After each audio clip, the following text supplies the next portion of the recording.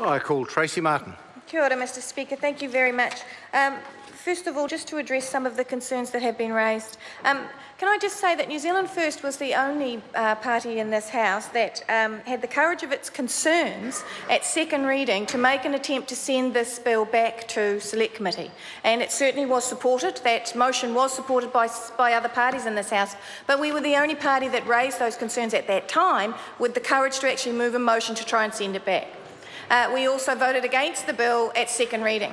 So, and I take particular umbrage actually with Mr Seymour, and it's about the trivialising of the effect of cyberbullying on our young people. And I want to quote from the New Zealand Herald on the 30th of June, where Mr Seymour has said, unlike online behaviour like sexual grooming, other online behaviour like sexual grooming was already illegal, what are we actually criminalising? Kids being mean to each other? Kids that have been mean to other kids have killed themselves. That's one of the reasons why we need to traverse this ground.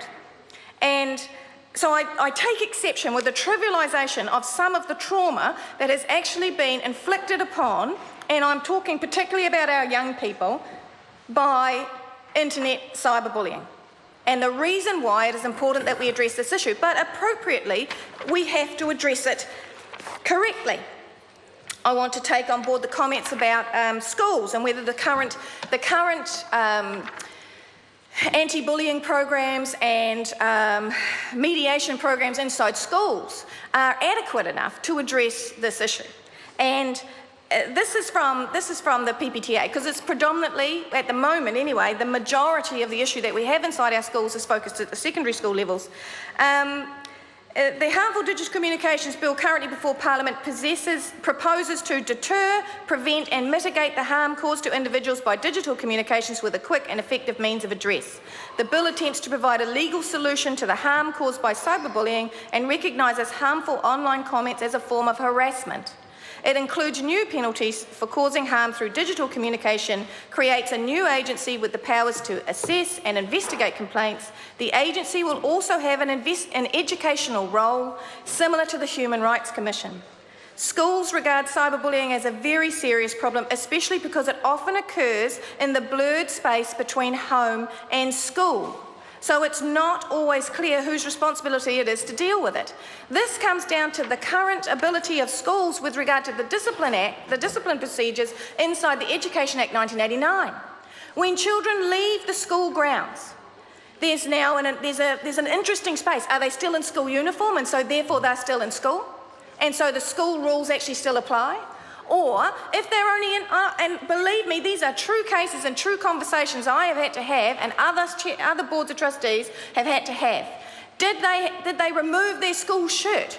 So therefore they're just in their school shorts. Does that mean that the school rules still apply? But if they were at home in their civvies texting to another student in the school, it has been argued that they are no longer under the jurisdiction of the school, so therefore the school can do nothing about it. And that is one of the problems that we're trying to address here. That's one of the spaces that we're trying to address here. Another suggestion has been made that there's existing law and that we should just use existing law right now. So, and I put up this example when we had committee stage. So one of the suggestions was we already have the Harassment Act.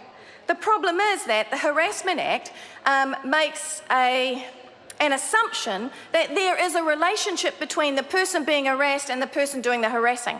There is no room inside the Harassment Act prior to this bill passing to actually create a relationship where somebody can harass you without even knowing you. Without even knowing you, they can harass you without knowing anything about you, apart from the fact that, say, perhaps you are a really good singer in the school production and they can't sing, and they've decided they're now going to make your life a misery. So there has to be, inside that current act, there has to be a relationship. Misuse of a phone device, we went through that as well. Now, certainly there was photographs taken on a phone, they're then posted up on a computer, and once it goes from the misuse of a phone, it now becomes a whole other environment. You can't take it down. You can't deal with it.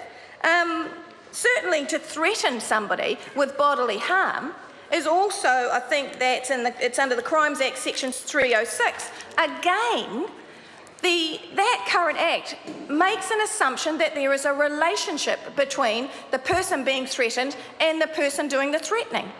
And what we're discovering is that it's coming out of the complete blue for many of these people. The young Sikh student, for example, who was on a bus, not a single person knew him, but they threatened him. And there was nothing that the police could do about it.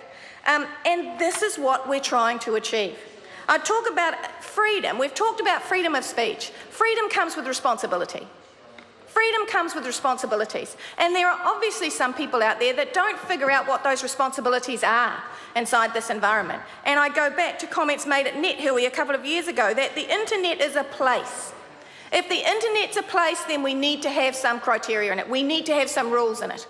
Because there are people being hurt in this place, and part of the job of this Parliament is to stop people from being hurt.